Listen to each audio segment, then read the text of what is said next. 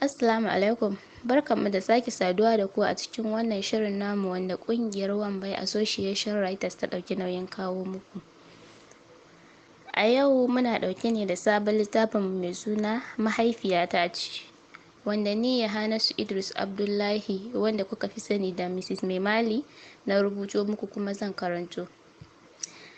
Shafi na 1. Balki, za ki fito ko sai na zo na fito da ke? Wata mata da ba za ta gaza shekara 35 ba take faɗi cikin masifa, wanda daga ganin yadda take kasan za ta yi faɗa ba kaɗan ba. Wai ga wanda zan yi, sai ga wata yarinya da ba za ta wuce shekara 15 ba ta fito daga cikin ɗaya daga cikin ɗakunan da ke gidan, wanda dama gidan ba wani girma ne da shi ba, ɗakuna 3 ne a cikin gidan, sai wani ƙaramin ɗaki daga gefe wanda nake tunanin kicin ne. Jikinta har rawa yake cikin inda ta ce, ina kwana mama? Maimakon amsa sai ta jefe ta da wani mugun harara wanda ya sa hanjin cikinta kaɗawa.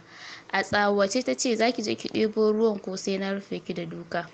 Tun da kin gama raina ni, kullum sai na miki magana akan abin da za ki yi a gidan nan.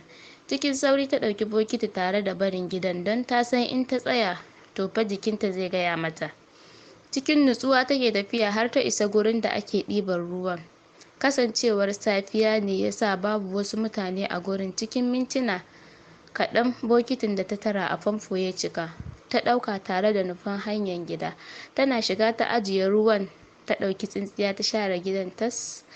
Ta haza wuta ta ɗora tukunya, sannan ta kwaso wanke-wanke tana yi cikin sanyin nan nata, wanda za ka ɗauka ba ta son aikin ne. Ko da ta gama wanke-wanken, ruwan da ta ɗaura ya tausa. Ta ɗauko ƙullun kamunsu na koko ta dama, ta ɗauka ta kai inda take ajewa, sannan ta ɗauko littafin karatunta tana dubawa. Duk da yunwan da ke ƙwaƙulanta bai sa ta ɗibi kunun da ta dama ta sha ba, don ta san in ta kuskura ta sha, to fa yau ita da abinci sai dai ta ga ana ci.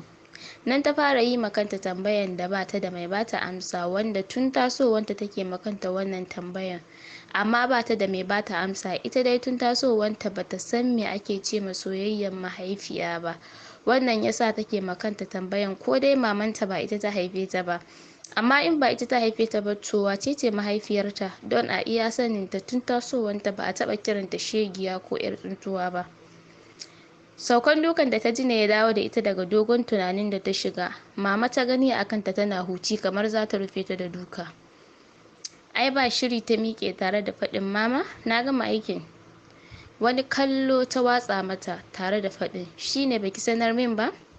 Kuma kin san zaki min wanki, sannan zaki fita da ruwa bakin titi? Tun da yau baki zuwa wannan